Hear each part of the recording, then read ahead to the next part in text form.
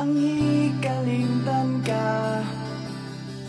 Hangtod karon ako nagpaabot pa, nga mahibalik pa ang kagahapon ta. Bisan pa ug ako gikalimtan na.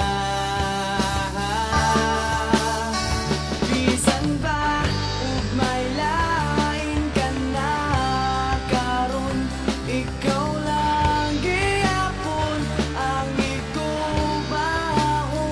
Bisan pa ug kasakit lang ang maangkon, basta malipay ka ang tanan akong dawaton.